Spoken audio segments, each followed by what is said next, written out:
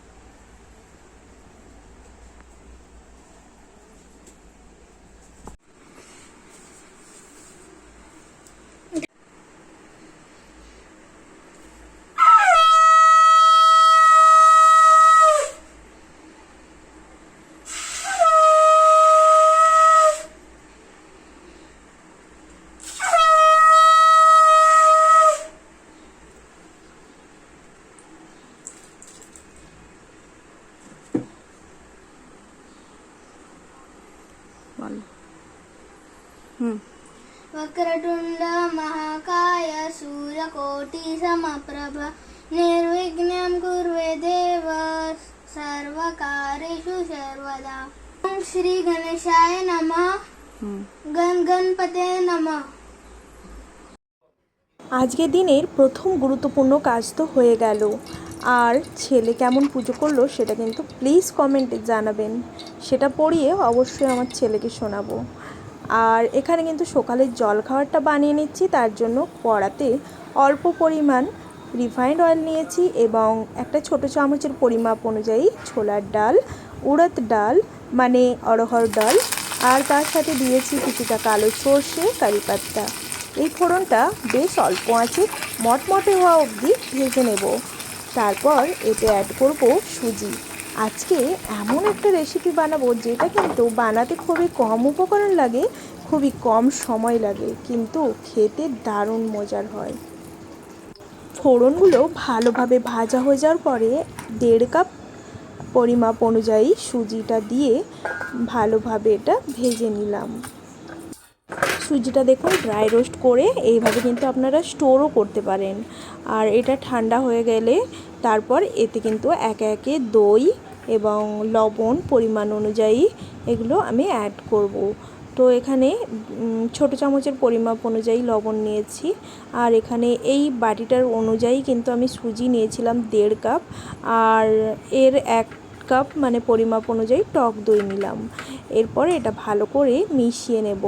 তবে হ্যাঁ, হুড়োহুড়ি করে জল দেওয়ার এতে দরকার নেই, খুবই অল্প অল্প জল দিয়ে এটা কিন্তু ভালো একটা সুন্দর ব্যাটার রেডি করতে হবে।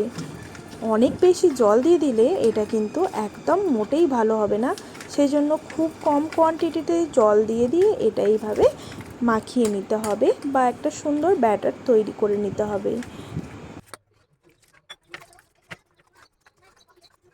ডাল তড়কা আর তার সাথে কারি পাত্তার যে একটা সুন্দর গন্ধ বেরোচ্ছিল সেটা আর বলার মতো নয়।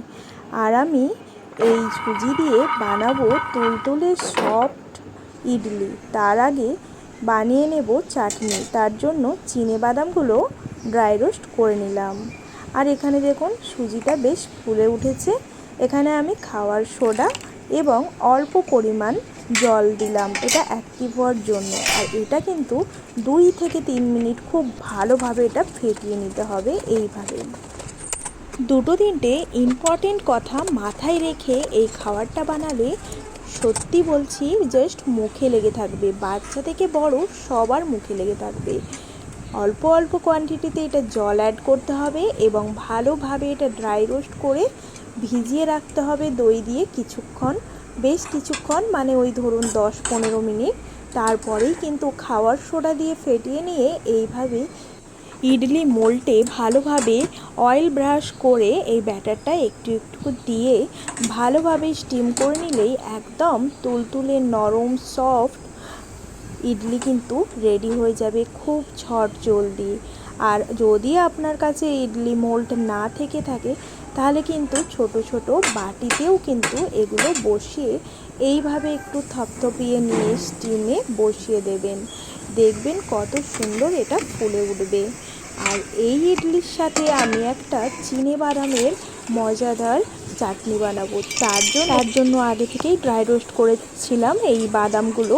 তার সাথে নিলাম ছোলা ভাজা এবং ভেজানো ছোলার ডাল, আর নিলাম বেশ কিছু কটা কারি পাতা, আর গাছ থেকে তুলে নিলাম এই চেরি লঙ্কা। এটা কিন্তু আমি দেশের বাড়ি থেকে বীজ নিয়ে এসেছিলাম আর এটা লাগিয়েছিলাম। এত দিন পরে এই লঙ্কা গাছে অনেক ফল হয়েছে। তো দেখুন এই লঙ্কাগুলো কিন্তু ভীষণ ঝাল হয়। তো আজকে কিন্তু আমার ব্লগে অনেক কিছুই শেয়ার করলাম, তাই না বন্ধুরা? যেমন কি আমার ব্যালকনি গাছের লঙ্কা, সকালের দারুণ জলখাবার, ছেলের হাতে গণেশ ঠাকুরের পুজো। বলুন তো কেমন লাগছে আজকের ব্লগ? এর সাথে আমি অ্যাড করলাম কিছুটা টক দই, একটুখানি চিনি আর অল্প একটু বিট লবণ। ব্যাস তৈরি হয়ে গেল আজকের চিনেবাদামের এই সুন্দর চাটনির রেসিপি। এতে তড়কা দিতে কিন্তু ভুলবেন না। আমি এখানে কালো সর্ষে আর কারি পাতা তার সাথে শুকনো লঙ্কা দিয়েই কিন্তু এই তড়কাটা দিয়েছি। যা খেতে হয়েছিল বললে বিশ্বাস করবেন না, অবশ্যই একবার বানিয়ে ট্রাই করে দেখুন। আর এদিকে ততক্ষণে ইডলিগুলো ফুলে ফেঁপে রেডি হয়ে গেছে, এতটাই সফট হয়েছিল যে কি বলবো। আর আমার কাণ্ডটা দেখুন, এই গরম গরম স্টিমের এগুলোতে কন্টেনারগুলোতে আমি খালি হাতেই কিন্তু ধরে ফেলেছিলাম, তার জন্য ছিটকে পড়েও গিয়েছিল। তো যাই হোক, ইডলিগুলো তো দেখতেই পাচ্ছেন কীভাবে ফুলে উঠেছে, আর সত্যি বলতে ভেতর থেকেও কিন্তু দারুণ সফট হয়েছিল। আর অবশ্যই একটা জিনিস মিস করে গেছি, জানি এইসব কারণেই আমার ব্লগগুলি আপনারা পছন্দ করেন না হয়তো অনেকেই। এটার কিন্তু যখন আমার ছেলে আর হাজব্যান্ড খাচ্ছিল এটার একটা দারুণ রিভিউ দিয়েছিল, বাট সেটা আমি ক্যাপচার করতে পারিনি।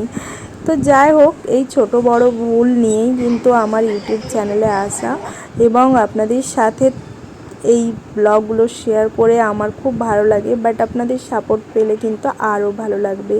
কথা বলতে বলতে জল খাবার তো হয়েই গেল এবং খাওয়াও হয়ে গিয়েছিল। তো দুপুরের খাওয়া দাওয়াতে কি বানিয়েছিলাম দেখে নিন।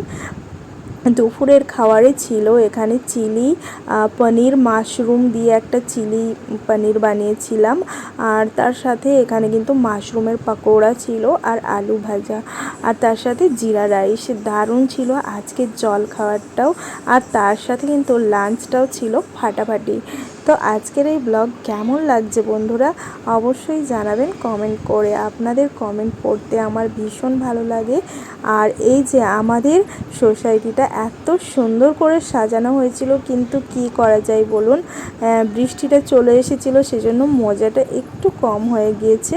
বাট গণপতিজির ওয়েলকাম সেটাতে কিন্তু বৃষ্টি হোক আর যাই হোক আমরা কিন্তু খুব মজা করেছি আর খুব ভালোভাবে ওয়েলকাম করেছি আমাদের গন্নু দাদাকে। তো চলুন বাকি ব্লগটা দেখতে থাকুন, আশা করছি ভীষণ ভালো লাগবে।